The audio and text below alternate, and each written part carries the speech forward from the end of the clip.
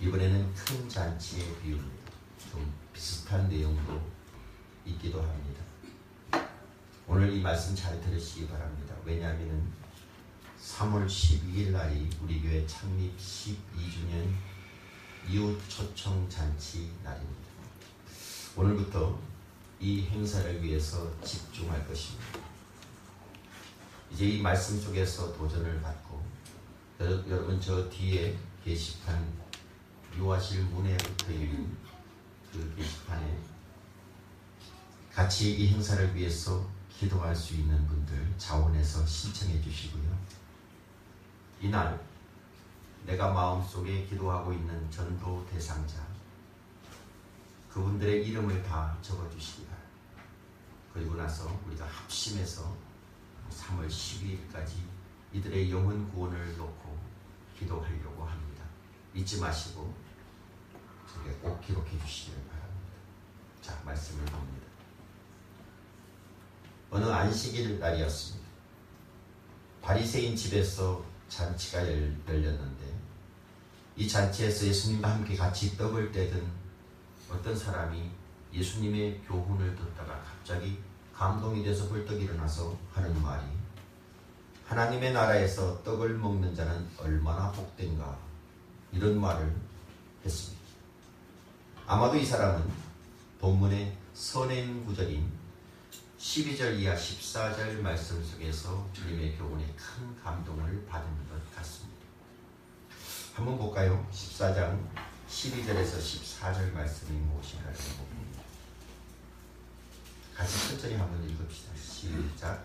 또 자기 청한 자에게 이르시되 내가 점심이나 저녁이나 베풀거든 벗이나 형제나 친척이나 부한 이웃을 청하지 말라. 두렵건대 그 사람들이 너를 도로 청하여 내게 갚음이 될까 하노라. 잔치를 베풀거든 차라리 가난한 자들과 몸 불편한 자들과 저는 자들과 맹인들을 청하라. 그리하면 그들이 갚을 것이 없으므로 내게 복이 되리니 이는 의인들의 부활 시에 내게 갚음을 받겠음이라 하시더라. 아멘. 예수님께서 이 교훈을 말씀하실 때 이 가르침에 크게 감동이 되어서 의인을 보상하는 하나님 나라에서 떡을 먹게 되는 사람은 얼마나 복된가 이렇게 생각한 듯합니다. 한 사람이 이 이야기를 듣고 이어서 주님께서 어떤 사람이 큰 잔치를 배설하고 많은 사람을 초청했던 사건을 비유로 말씀을 하시는 겁니다. 여러분, 본문을 통해서 하나님 나라란 준비된 큰 잔치와 같은 것이다 라고 주님께서 말씀해 주고 계십니다. 누누이 말씀을 드립니다. 하나님 나라는 현재적인 측면과 미래적인 측면 두 가지가 있다라고 누누이 말씀을 드렸습니다. 그래서 하나님 나라란 하나님의 통치가 행사되는 장소가 바로 하나님 나라의 시작입니다. 로마서 14장 17절에 보게 되면 하나님 나라의 본질에 대해서 이렇게 말씀을 하고 있습니다. 하나님 나라란 먹는 것과 마시는 것이 아니요 오직 성령 안에서 의와 평강과 희락이라 그렇게 말씀을 했습니다. 여러분, 하나님 나라 천국은 어떤 나라입니까? 여러분이 연상하기에 어떤 나라라고 연상이 되십니까? 예를 들어서 잠이 부족한 사람에게는 하나님 나라는 천국은 잠을 실컷 잘 수 있는 나라가 아니겠는가 라고 생각할 수도 있고, 가난한 사람들은 거기 가면 풍족하게 먹을 수 있는 곳이 아닌가 라고 생각할 수도 있고, 또 고민으로 가득 찬 사람은 고민을 해결할 수 있는 평화의 나라로 하나님 나라를 생각할 수도 있을 것입니다. 근데 성경은 이 하나님 나라의 본질을 설명하면서 하나님 나라는 단순히 먹는 것, 마시는 것이 아니라 성령 안에서 의와 평강과 희락이다 이렇게 말씀을 합니다. 의와 평강과 희락, 이 세 가지를 강조하죠. 이것이 하나님 나라의 본질입니다. 다시 말해서 하나님께서 통치하시는 곳, 하나님이 역사하는 곳에는 바로 이 세 가지 질서가 반드시 나타나야 됩니다. 의와 평강과 희락, 이 모습이 나타나야만 합니다. 다시 말하면 의와 평강과 희락의 모습을 나타내는 사람이 거듭난 사람이요, 그 사람이 바로 미래의 천국에 갈 수 있는 사람이라는 겁니다. 여러분의 삶 속에서 이 세 가지가 나타나는가를 여러분 스스로 한번 자문자답해 보시기를 바랍니다. 자, 주님께서 이 말씀을 하시는 가운데 큰 잔치를 배설하는 사람이 누구냐? 바로 우리 주님 예수 그리스도십니다. 다른 말로 하나님이십니다. 이 큰 잔치를 배설해 놓고 주님께서는 오늘 이 시간에도 이 땅에 하나님을 알지 못하는 수많은 사람들을 초청하고 있습니다. 우리 주님의 초청은 이 땅에 살고 있는 모든 사람에게 끊임없이 보내지고 있습니다. 저를 통해서, 메시지를 통해서 여러분을 초청하기도 하고, 세계에 나가 있는 선교사들을 통해서, 전도자들을 통해서 지금도 열심히 이 하나님 나라에 초청을 하고 있는 것입니다.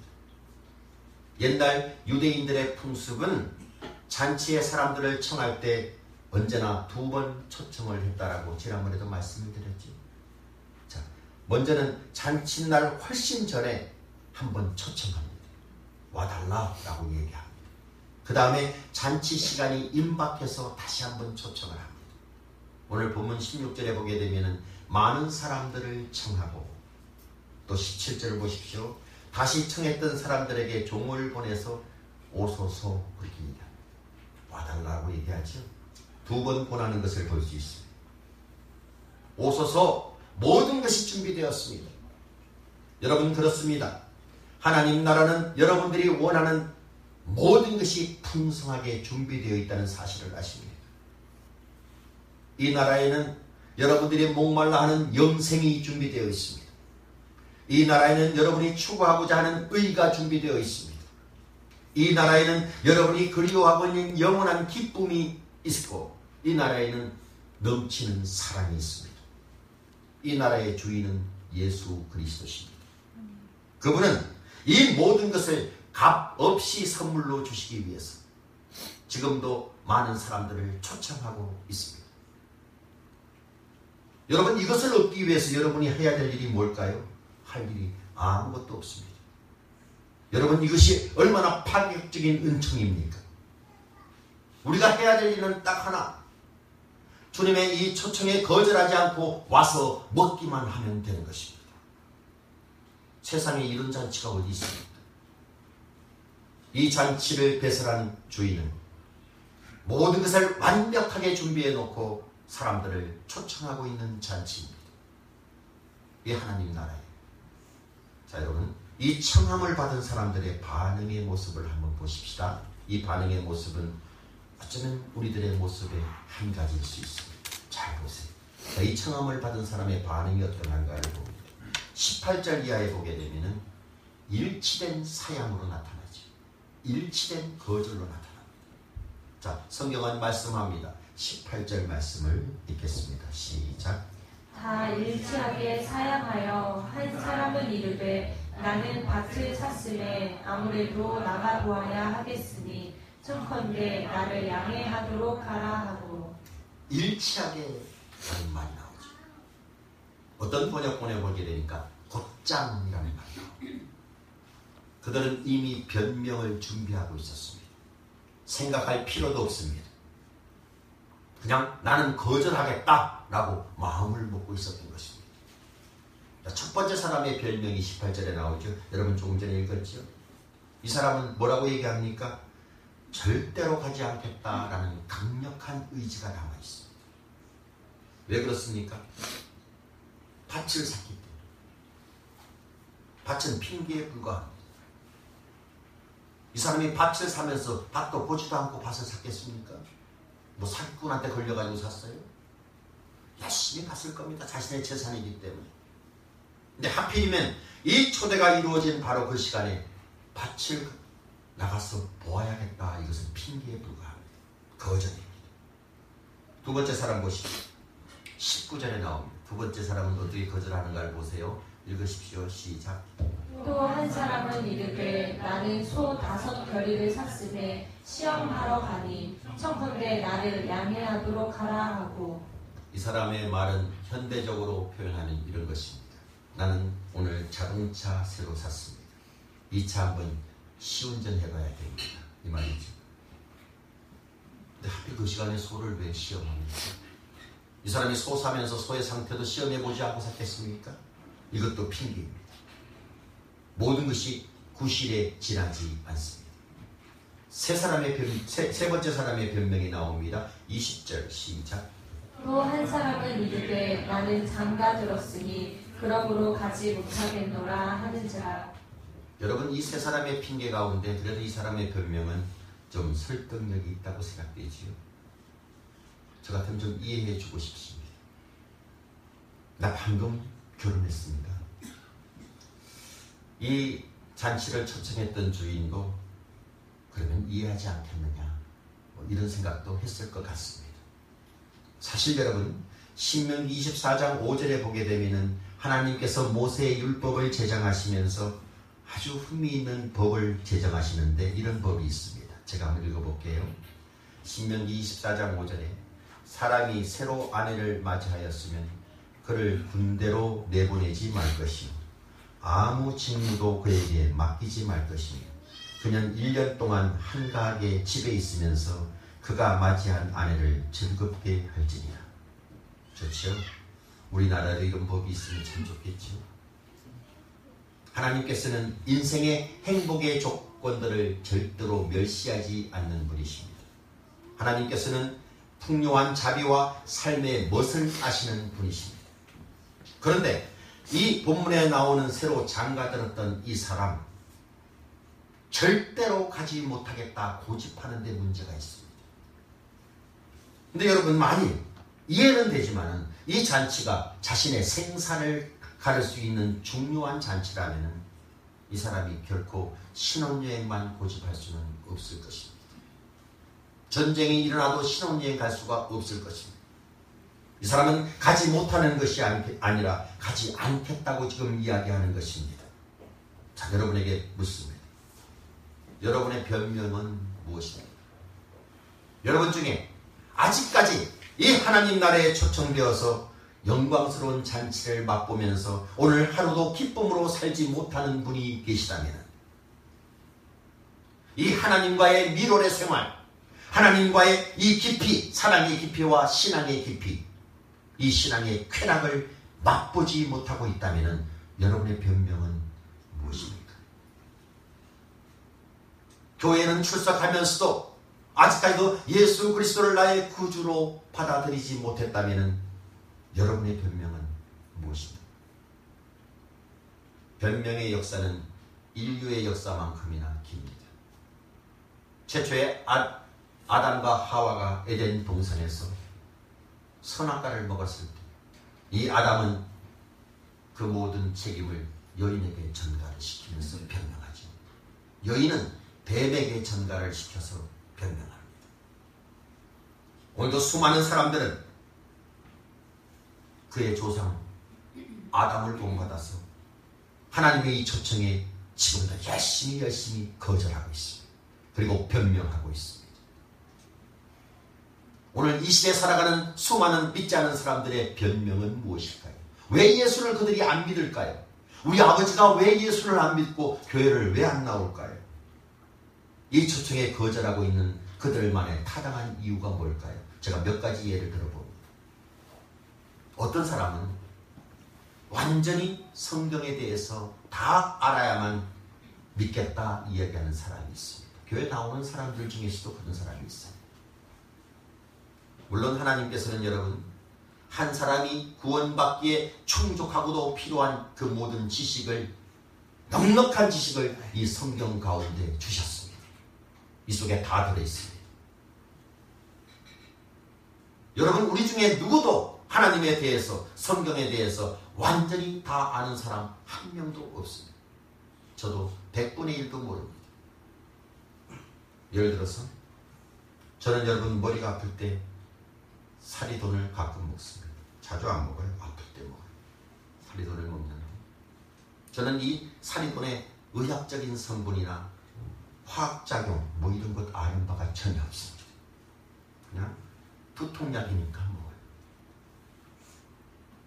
내가 사리돈에 대해서 다 알아야만 이것을 먹는다. 이것은 맞지 않죠. 약이니까 믿고 먹습니다. 벽에 붙어있는 전기 스위치를 내가 올리면 전기불이 들어오는데 그 이유를 충분히 설명할 수 있는 공학적인 두뇌가 저에게는 없습니다. 이 이치를 다 알아야만 스위치를 올릴 수 있다는 것 아니죠. 사리돈이 두통이 좋고 저 스위치를 올리면 전기불이 들어온다. 이것만으로 족합니다. 핸드폰에서 선도 없는 것이 어떻게 상대방하고 연결이 되느냐, 저는 아무리 생각해도 모르겠습니다. 그냥 걸리면 걸린다라는 것을 알기 때문에 걸어요. 내가 예수를 믿으면 구원을 얻는다. 이 사실만으로도 족합니다. 내가 예수 그리스도와 이 구원에 관한 성경에 대한 모든 지식을 다 알지 못한다 할지라도 내가 예수를 믿으면 구원을 얻을 수 있다는 이 기초적인 지식에 아멘 할 수 있으면 끝납니다. 그것으로 족합니다. 그리고 구원은 이루어집니다. 자, 어떤 사람은 교인 중에 위선자가 너무 많기 때문에 교회 안 다녀 믿을 수 없어 라고 말하는 사람이 있습니다. 모든 의사가 다 완전합니까? 때때로 오진을 내리는 의사도 있고 때때로 돌팔이도 있습니다. 그렇다고 여러분 모든 의사를 다 불신하겠습니다. 요즘처럼 교통사고가 많은 날이 없죠. 차들이 많으니까. 이번 명절 때도 교통사고들이 엄청나게 났어요. 그렇다고 해서 교통사고가 위험해서 여러분 평생 동안 걸어 다니시겠습니까? 저 양주에서부터 새벽 1시에 출발해서 걸어서 교회로 오시겠습니까? 교통사고 날까봐 겁이 나서. 아니잖아요. 우리 주위에 위선자들이 많기 때문에 내가 예수를 믿지 못할 이유는 없습니다. 파스칼은 이렇게 말을 했습니다. 왜 이렇게도 이 세상에 종교적인 가짜가 많은가? 그 이유는 진짜가 있기 때문입니다. 진정으로 귀한 것이 없을 때는 그것을 모방하는 사람은 바보지요. 돌멩이 가짜를 만들어 놓는 바보들이 어디 있습니까? 금은 가짜도 있고 다이아몬드도 가짜가 있습니다. 우리 주위에 횡행하는 가짜들이 너무나 많습니다. 가짜 종말론자들도 있고 가짜 신자들도 있고 가짜 목사들도 있습니다. 이것에 대한 실망 때문에 내가 예수를 거절하고 하나님의 영광스러운 초청을 거절한다면 그 사람은 바보입니다. 오늘 여러분 중에 아직 주님을 만나지 못한 사람이 있다면 여러분의 변명은 무엇입니까? 세 번째, 어떤 사람은 나는 죄가 너무 많아서 믿지 못하겠다 하는 착한 사람도 있습니다. 이 사람 착한 사람이에요. 여러분 병이 너무 많아서 의사한테 가지 않겠다는 사람이 있습니까? 예수께서는 이렇게 말씀합니다. 누가복음 5장 31절에서 32절까지 건강한 자에게는 의원이 쓸데없고 병든 자에게야 쓸데있나니 내가 죄인을 부르러 온 것이 아니요 내가 의인을 부르러 온 것이 아니요 죄인을 불러 회개시키러 왔다. 예수님은 병든 자의 구세주이십니다. 목이 너무 마르기 때문에 내가 물을 묻지 못하겠다라는 사람이 있습니까? 목이 너무 타서 물이 필요합니다. 여러분 이 세상에는 용서받지 못할 죄, 용서받지 못할 많은 죄란 존재하지 않습니다. 그런데 단 한 가지 용서받지 못할 죄가 있다면 이 하나님의 거룩한 초청을 내가 거절하고 하나님 나라에 내가 들어가지 못한 죄, 이것은 용서받지 못할 죄입니다. 그것은 심판이 있을 뿐입니다. 자, 네 번째 변명. 우리 주변의 이웃들에게는 나는 너무 바빠서 믿을 시간이 없다라고 말하는 사람들도 있습니다. 나는 너무 바쁘다. 오늘 본문에 나타난 사람들처럼 밭을 샀기 때문에 소 5겨리를 샀기 때문에 장가 가야 되기 때문에. 현대인들은 말합니다. 나는 집안일이 너무 바쁘고 내 사업의 일이 너무 바쁘고 직장 때문에 너무 바쁩니다. 그래서 교회를 오지를 못합니다. 근데 여러분 아무리 바쁜 사람도 밥 먹을 시간이 있지?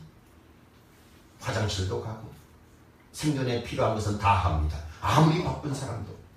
근데 왜 영혼 구원에 대한 그 시간은 왜 만들지를 못합니까? 어떤 농부가 빌리 그레암 목사님을 찾아와서 이런 질문을 던졌다고 합니다. 목사님, 내 소가 주일날 구덩이에 빠지게 되면은 소를 건져야 됩니까? 교회를 가야 됩니까? 여러분이 질문합니다. 청년부 회장님, 박미진 청년이 소를 키우는데 교회를 가는 중이었는데 소가 구덩이에 빠졌어요. 그걸 놔두고 에이 소 팔자지 뭐 그러고 교회로 오겠습니까? 소를 건져야겠습니다. 교회로 와야 돼. 청년부 회장 믿음이 좋네요.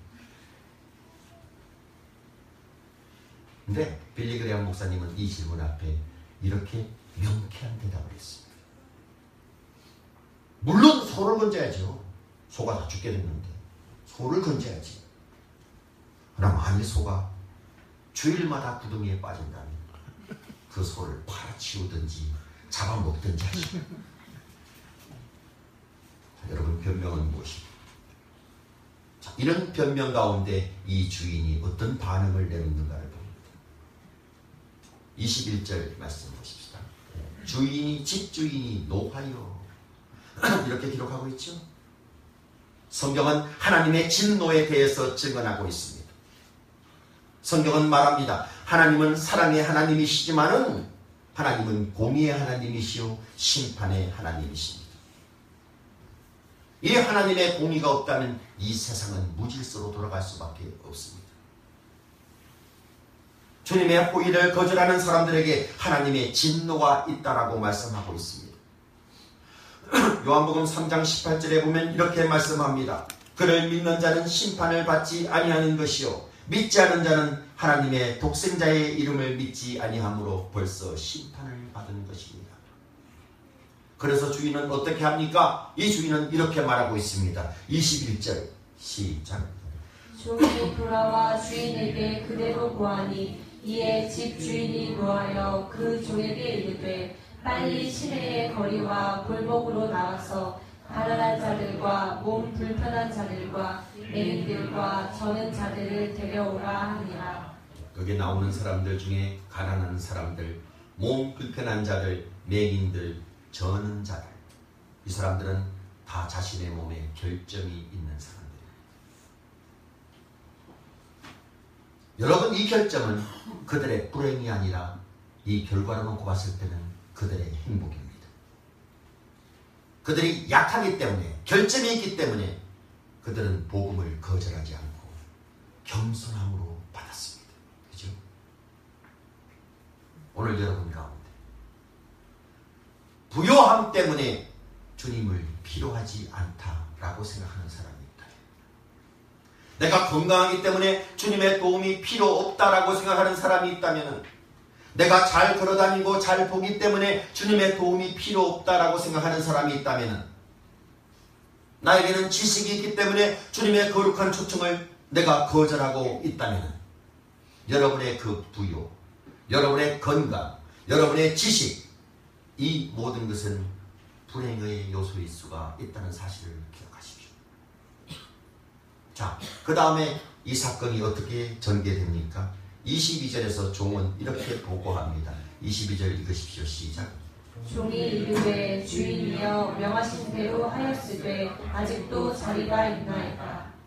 주인이 어떻게 말합니까? 다시 이제 본문에 보면은 길과 산 울타리로 나가서 사람을 강권하여 데려다가 내 집을 채우라. 아직도 빈자리가 있다라는 보고 앞에 다시 또 나가라 라고 얘기하죠.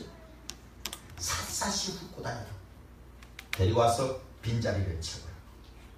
여러분, 주인은 연회석 장소를 채우기를 원하십니다. 사람들을 강권하여 데려다가 내 집을 채우라 라고 이야기합니다. 여기서 강권은 강제하고는 다릅니다. 이것은 정성을 다해서 상대방의 인격에 호소하는 것이 강권입니다. 상대방의 지식에, 상대방의 감정에, 상대방의 의지를 향해서 전 인격을 걸고 호소하다 라고 얘기합니다. 여러분, 하나님의 나라는 아직도 많은 자석들이 예비되어 있습니다. 주님은 요한복음 14장 2절에서 이렇게 말씀합니다. 내 아버지 집에 거할 곳이 많도다. 어떤 영어 성경에 보니까 이 거할 곳을 맨션이라 이렇게 표현했어요. 맨션 아파트 아시죠? 고급스러운 아파트. 이 맨션이 많다. 하나님은 풍성한 자리를 예비해 놓고 지금도 기다리고 계십니다. 이것은 여러분을 위해서 예비해 놓으신 것입니다. 그래서 주님은 저와 여러분을 통해서 그 자리가 채워지기를 지금도 원하시고 계십니다. 자, 마지막으로 볼 것은 종들의 주인을 한번 보십시오. 굉장히 중요합니다. 종들의 주인. 여러분, 본문을 통해서 이 종들은 계속해서 주님의 말씀에 순종하지. 순종하고 또 순종하고. 17절에 보게 되면 큰 잔치를 배설하고 주인은 종들을 내보냈습니다. 가서 오소서라고 청해라. 여러분, 사도라는 말은 보내심을 받은 자라는 말. 선교사 역시 보내심을 받은 자들입니다. 저와 여러분도 예수를 믿고 이제 하나님의 보내심을 받은 자들입니다. 이 땅에. 그렇다면 여러분, 이 보내심에 순종하시겠습니까?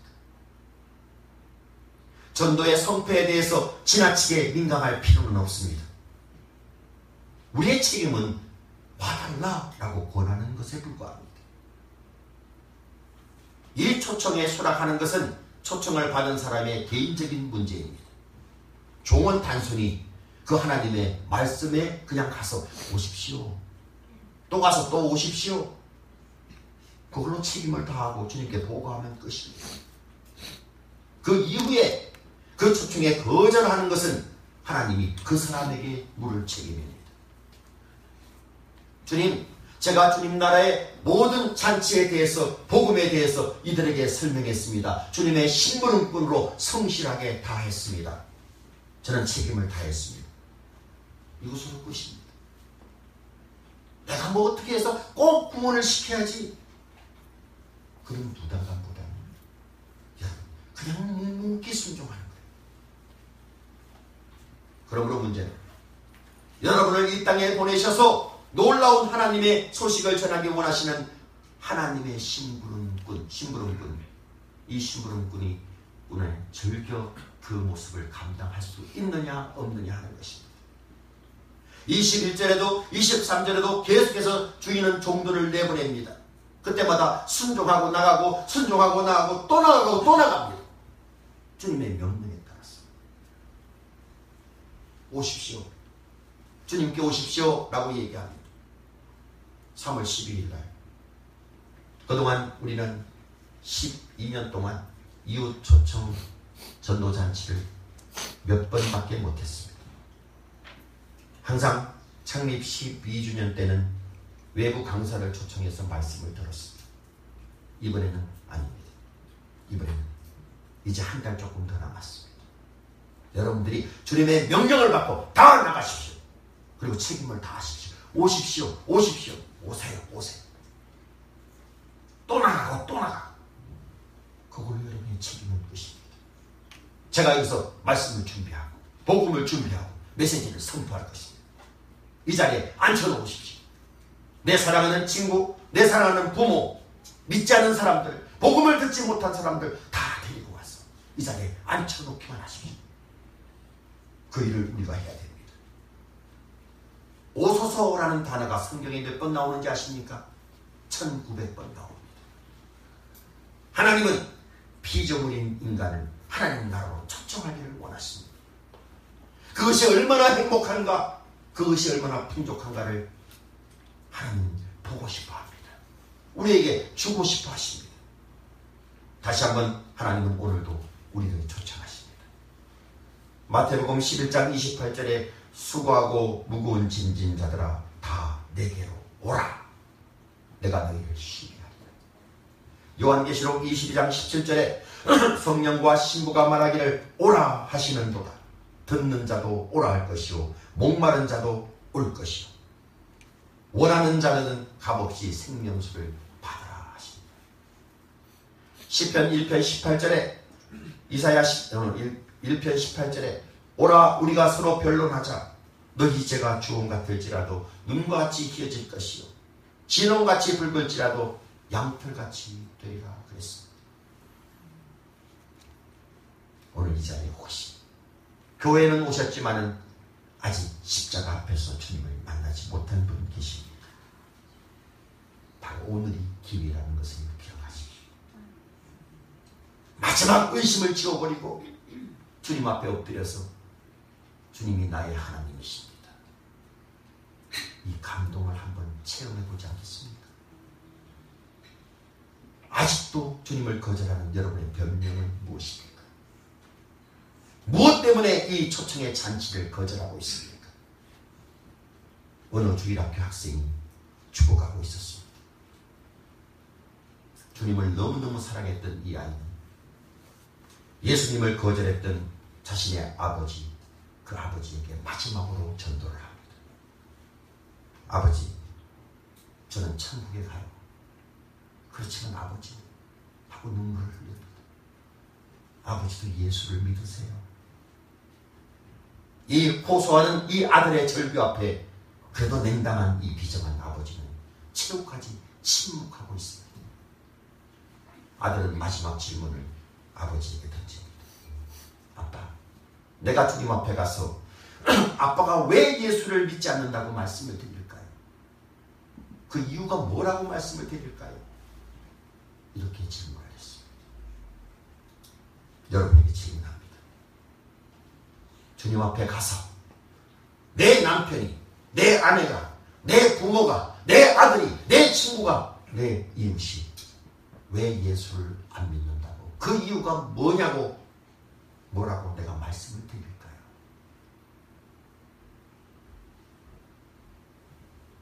우리 중에 누군가가 먼저 천국에 간다면 아직도 안 믿는 여러분의 이야기를 하면서, 교회를 다니면서도 주님을 영접하지 못한 그 여러분의 이야기를 하면서, 저 사람이 왜 예수를 안 믿느냐고, 그 이유가 뭐냐고, 내가 주님 앞에 뭐라고 말씀할까요?